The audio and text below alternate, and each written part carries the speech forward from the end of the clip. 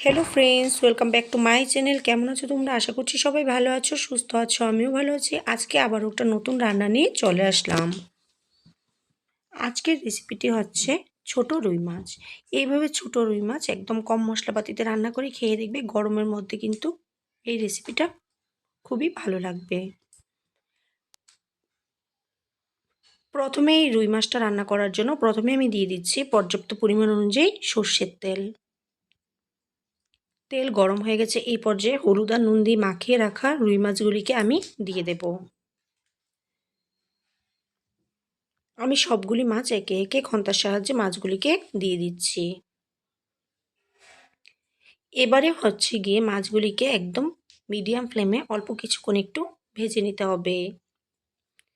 প্রায় 1 মিনিট ভেজে নেওয়ার পর আমি এক পাশ উল্টে দিচ্ছি। এইভাবে উল্টে পাল্টে সবগুলি মাছকে আমি হালকাভাবে একটু ভেজে নিব। ভাজা হয়ে গেছে। এই পর্যায়ে নামিয়ে নিচ্ছি। সেম প্রসেসে আমি বাকি মাছগুলিও দিয়ে দিলাম। উল্টে পাল্টে আবারও হালকা আঁচে ভেজে নিচ্ছি। এবারে আবারও কিছুটা পরিমাণ তেল দিয়ে দিয়েছি। তেল গরম হলে এর মধ্যে আমি দিয়ে দিলাম পেঁয়াজ কুচি। পেঁয়াজগুলি ভাজা হয়ে গেলে এবারে আমি এর মধ্যে দিয়ে দেব টমেটো। আমি এখানে ছোট ছোট টমেটো 5 থেকে 6টা কেটে নিয়েছি, এগুলি দিয়ে দিলাম। এবারে খুব সুন্দর করে টমেটোগুলি আমি পেঁয়াজের সাথে অল্প একটু সময় ভেজে নিব।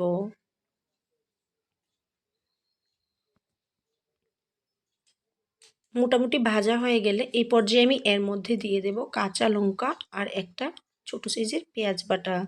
আমি এখানে 4 থেকে 5টা কাঁচা লঙ্কা, ছোট সাইজের একটা পেঁয়াজকে একই সাথে পেস্ট করে দিয়ে দিলাম। তারপরে আমি এর মধ্যে দিয়ে দিচ্ছি পরিমাণ অনুযায়ী লবণ, দিয়ে দিচ্ছি পরিমাণ অনুযায়ী হলুদের গুঁড়া, আর দিয়ে দেব অল্প পরিমাণে একটু কাশ্মীরি লঙ্কা গুঁড়া। এবারে খুব সুন্দর করে একটু কষিয়ে নিতে হবে। কষানো হয়ে গেছে। এই পর্যায়ে এর মধ্যে আমি দিয়ে দিচ্ছি জল। জলটা এই পর্যায়ে দিতে হবে যাতে গ্রেভিটা একটু পাতলা থাকে, তাহলে কিন্তু এই রেসিপিটা খেতে ভালো লাগবে। গ্রেভিটা ফুটে উঠলে এই পর্যায়ে এর মধ্যে আমি দিয়ে দেব ভেজে রাখা মাছ। মাছগুলিকে দেওয়ার পর খুব সুন্দর করে আস্তে ধীরে মাছগুলিকে উল্টে পাল্টে সুন্দর করে একটু মিশিয়ে নিতে হবে, যাতে মাছগুলি ভেঙে না যায়। এবারে ভালোভাবে মিশিয়ে নেওয়ার পর আমি গ্যাসের ফ্লেমটা মিডিয়াম রেখে আরও 5 থেকে 6 মিনিটের মতো এগুলিকে একটু রান্না করে নেব।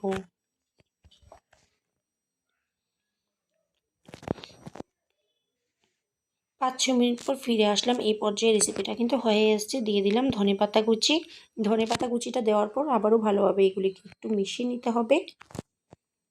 তো আমার এই রুইয়ের ছোটো মাছ আপনাদের কেমন লাগলো রেসিপিটি অবশ্যই কমেন্টে জানিয়ে দেবেন। ভালো লাগলে লাইক, শেয়ার, সাবস্ক্রাইব করতে ভুলবেন না। আপনারা সবাই ভালো থাকবেন, সুস্থ থাকবেন আর আমার নিত্য নতুন ভিডিও দেখবেন।